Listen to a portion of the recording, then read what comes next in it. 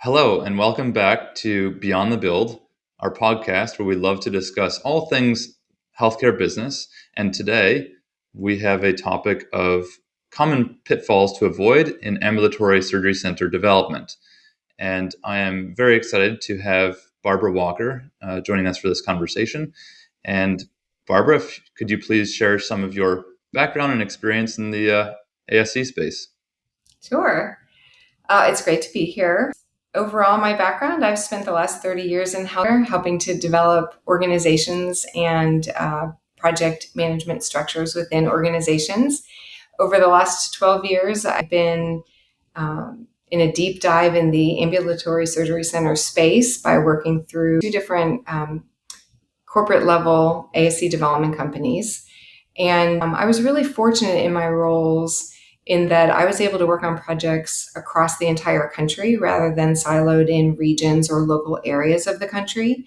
And I had the opportunity to really work on the full spectrum of pieces that go into planning and implementing a surgery center. Everything from proforma development to syndications to working with the architects and the general contractors and the construction managers, sourcing and implementing financing and tracking budgets, and really helping to get a center open and fully operationalized by managing work teams that involved representatives from every different department in the company, everything from IT to managed care to materials management, so that a center was open with everything it needed in place and ready to get through the first year of operations.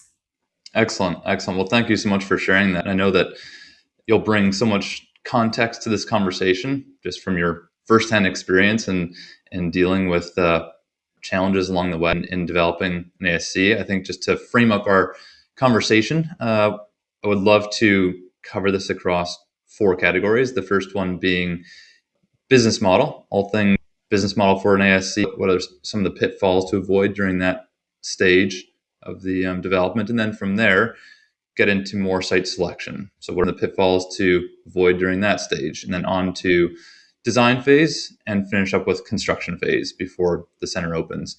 So exploring and sharing some of those pitfalls, if we can just get right into it, as we think about a center going through some of the early planning, the financial proformas, the business modeling. What could you share with us as far as some of the biggest pitfalls to avoid during that early stage?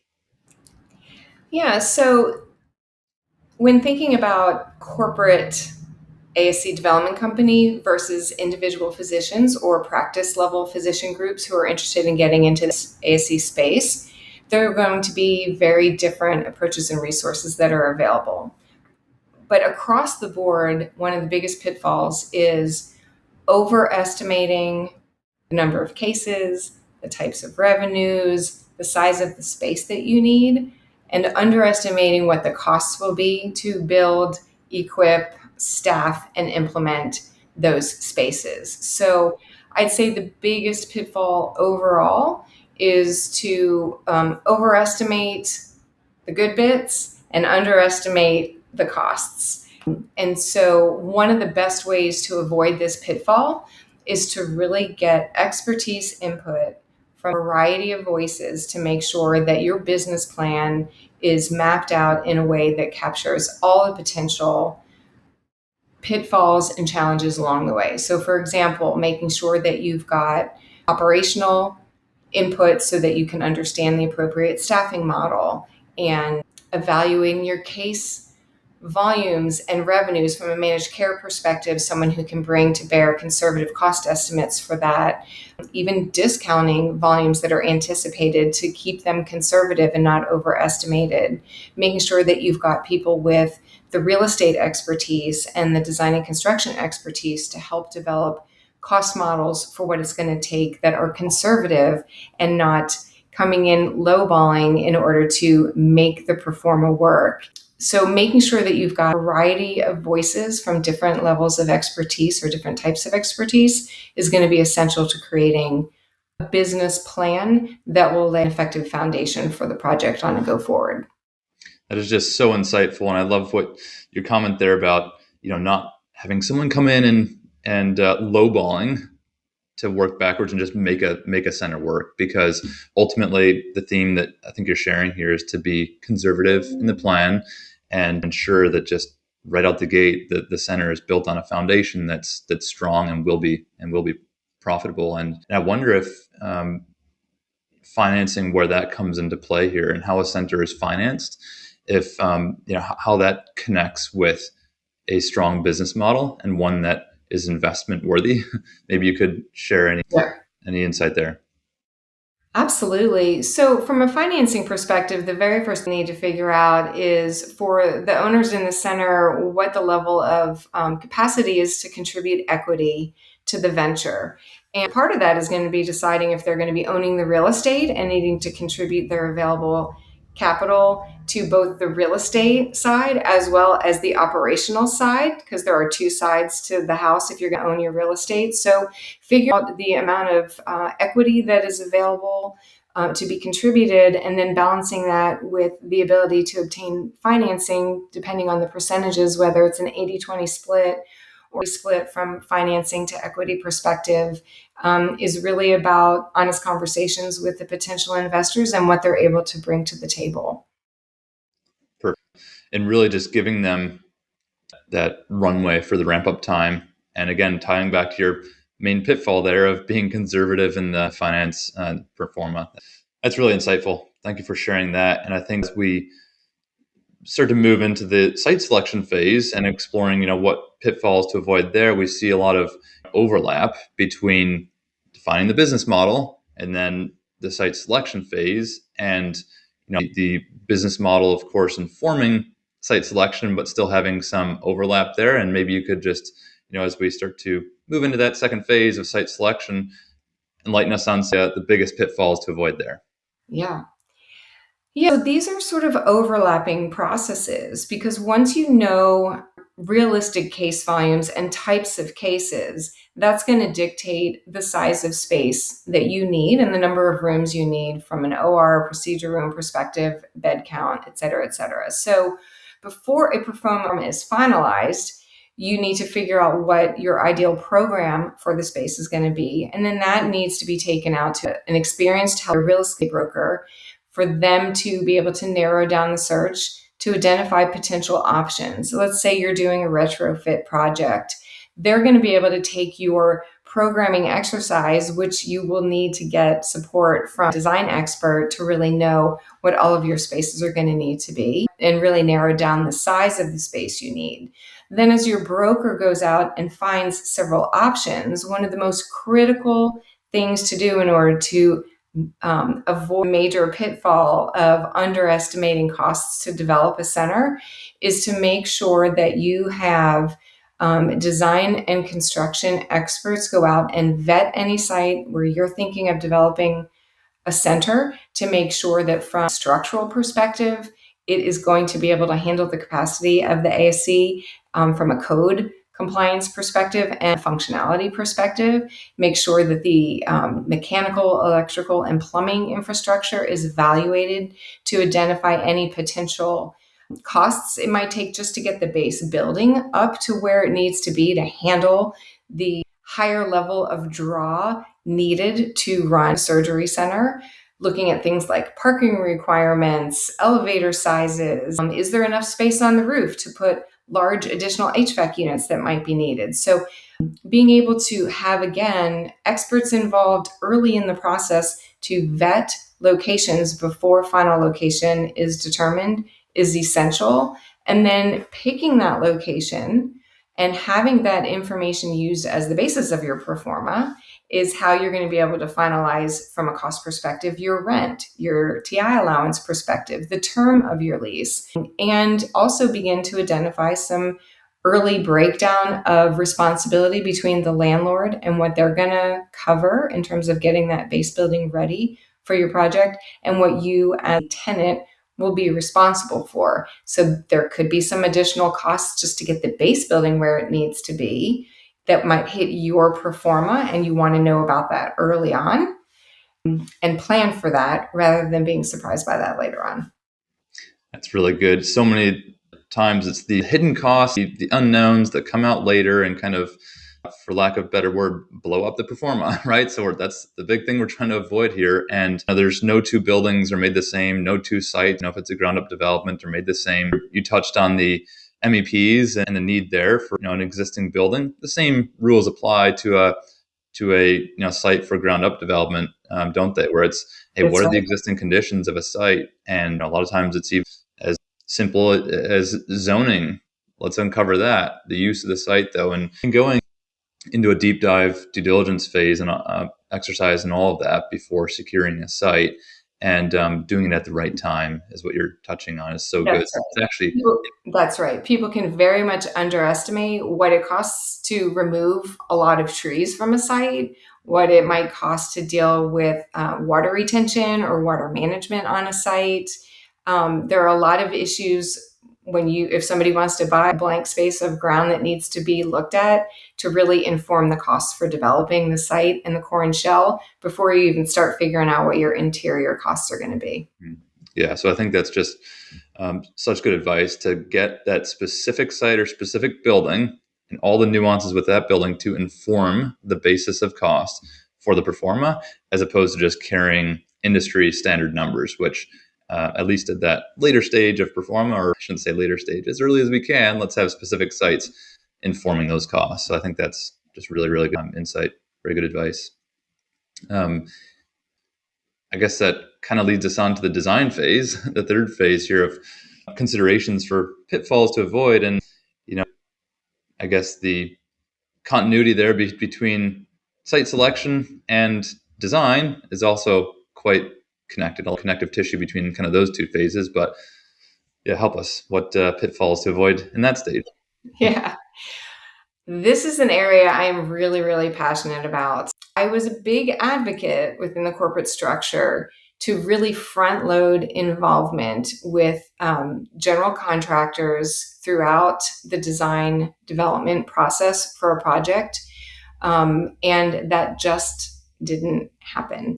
Typically, the process, and this to me is just an overall pitfall of the traditional process, which is to have an architect have a siloed approach to designing a space in the building, going through design development with the operators for workflow layout and whatnot, and then going all the way through construction documents through CDs and getting them ready to go in for permit without getting input from the group that will actually be building the building.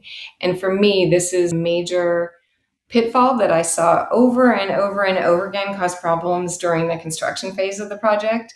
So I am very passionate about having a really integrated approach, which is one of the reasons why I now work for Apex and I'm not in corporate ASC development, because having a fully integrated approach where you've got a variety of team members involved from the very beginning, look at the plans, talk about the plans, ask questions, gather information from subcontractors in the market and bring that information to the process, and really have robust discussion and problem solving process with the operators, the architects, the engineers, and the people who will be building the project throughout design development and throughout CDs, is how you are going to prevent problems down the line that can be very costly from a time and financial perspective. So I am very passionate about having integrated design processes when it comes to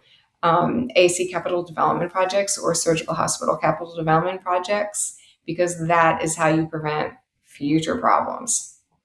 That's so clear. When there's design phase is siloed in its own, its own world, if you will, creating a design that perhaps on paper will work very, very well, but then as contractors get involved, the buildability becomes complicated, not able to build based on design. And that's your point there on the integration, which I might be biased, but I absolutely love that point to make. Just the pitfall from a time and cost standpoint. There's already so much risk associated with a capital development like this for investors and operators that, to bring in that integration helps take away, remove layers of risk. I think that's amazing. Ties the workflow together from front to back, which We talk a lot about pre-construction, and I suppose that's probably how we connect in the construction phase here with design phase. At least in our world, design phase and construction phase are very, very connected. And pre-construction kind of is that connection with the That's right. pre-construction team getting involved in design. But why don't we move into just furthering this conversation into construction phase and further comments that you might have on pitfalls to avoid as we get into the construction phase. Like Yeah. I say, it's very connected, but yeah, please, any comments on that? Yes, very connected. And, some of the big pitfalls that can happen during the construction phase, if you think about it, if you bring a general contractor in after designs are done and in for permitting, they're very quickly going through a process, talking high level discussions with subs to be able to come in with pricing estimates and an RFP response to be selected out of a group of different general contractors. And they're really coming to the project cold. So the process that we talked about from integrated design model is really going to help make sure that as things are being planned, the subcontractors are being selected, materials are being priced and found. So you avoid finding out down the line that something that was in the design is not actually available, and you've got to change that out at some point, and it can have pricing impacts. It can have scheduling impacts.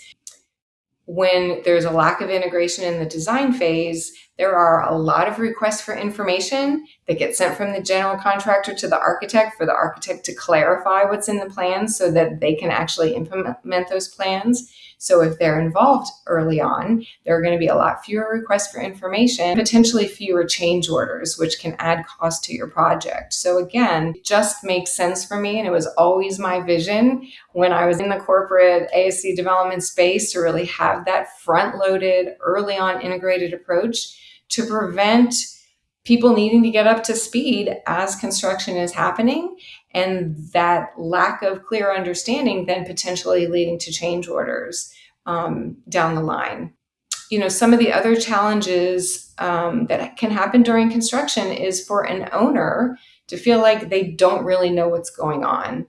So I think that a major pitfall when you've got separate vendors who are implementing a project can be, as the owner, if you're trying to manage that project yourself, feeling like, one, you're out of your league and trying to understand architect speak, GC speak, and navigate things that arise during the project between those two groups. So a lot of groups will hire a construction manager, and then you've got a third party between the first two parties to try and navigate challenges that come up and will come up in any project, and to navigate those waters and come to a decision.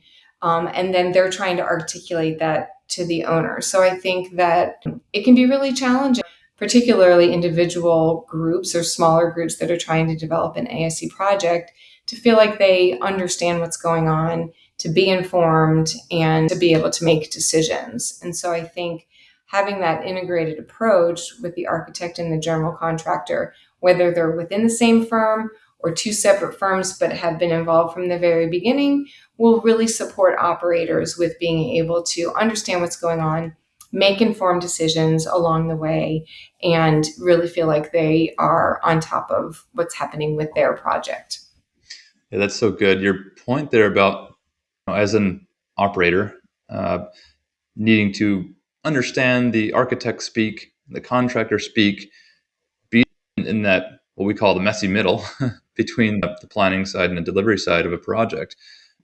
Might just put you on the spot here for a real life example, if you could share one, where in your years of being in the operator role and being responsible for opening many, many centers, you no doubt found yourself in that pitfall, caught in that pitfall of the messy middle, where you were looking for solution and there was no clear communication or accountability between those two groups, and you're looking to solve something where you felt like you weren't being informed adequately enough to solve for.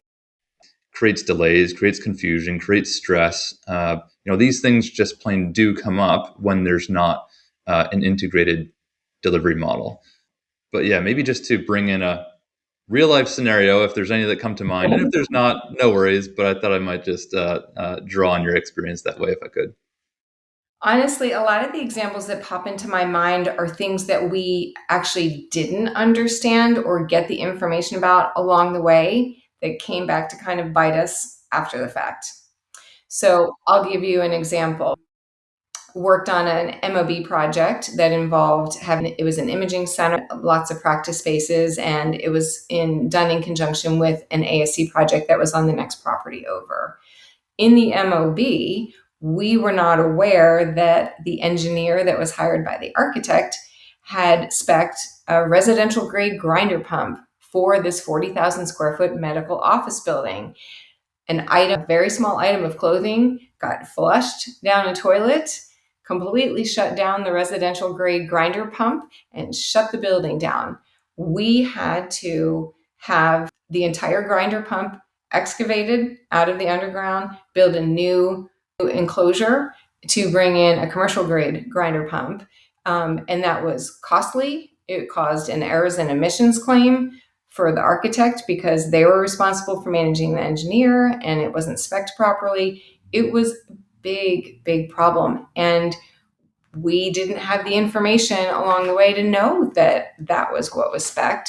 And so it wasn't something that our team would have been able to identify. So there are so many details, and really having a comprehensive place to see all the information, to see all the plans, to see all the contracts and the subcontracts, and really being able to stay on top of all of the detailed information is really critical. And that communication piece is just, it cannot be underestimated how important that is. It's such a good example. And, something like that, not only is it costly, but it shuts down the facility. Mm-hmm. And to monetize that, or to put some figure as far as a cost of shutting down a facility is, almost impossible to do, but it's significant. And it all comes back to just that lack of communication that could have been avoiding this issue altogether. Yeah, well, thank you for that example. And I wonder if maybe we can just finish with one final piece of advice that you might have to share with the audience. We've covered the pitfalls across kind of the beginning of early planning and all the way through the development and design and construction stage. But yeah, anything else that you'd like to share? The floor is yours for a final piece of advice. Okay, I have two final pieces of advice. Okay, bring it. The first one, that you would never ask a surgeon to come up with a treatment plan for a patient if they didn't see their x-rays, their MRIs, take their histories, examine them in person. One of the biggest challenges for proformas is providing pricing for what it's going to cost to build a building or build the interior of a surgery center without going through the due diligence steps of designing what will be in place, vetting the pricing with the vendors that will be doing the work. So there is this catch-22 from a proforma development standpoint that people want to know, what is it going to cost me to build this? And they expect architects or GCs to give them pricing when the GCs don't know what it is they're building because the architects haven't designed it yet. So it's a challenge that is persistent in any kind of planning for a construction project. So being able to be conservative with those numbers and estimating high in those proformas is really essential, with the goal then being, as you are vetting and getting through the process, to narrow that down and bring those costs down.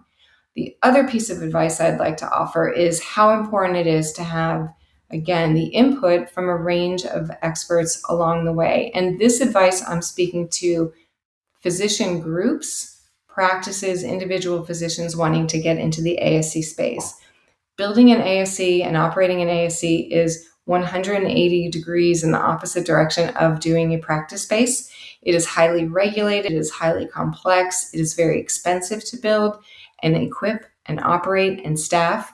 And so the most important piece of advice I can give would be to be open to working with a range of experts, everything from credentialing and Medicare credentialing and accreditation, how to hire the right staff for a surgery center, bring IT experts to make sure that you'll have IT systems in place to have efficient workflows and reporting capacity, bringing in people who can help you plan and deploy your equipment and bring in great pricing from a GPO standpoint for your supplies. Be willing to bring in a team of experts, help your real estate brokers, lenders who have expertise in how ASCs are set up and function so that they can appropriately tailor your financing for the project. That, to me, that team approach and integrated approach from an operational side of things is as important as having a well integrated level of expertise for planning and building the capital side of your project. So having a similar approach on both the operational side as well as the capital development side is essential. Fully agree. Fully agree on both points. Two very strong final pieces of, I'll call them golden nuggets of advice. Love it. Thank you for sharing your experience and being in the shoes of an operator developing centers. I'm sure the listeners will find so much value in this. So thank you again, Barbara, for joining us and for sharing. Very much appreciate that.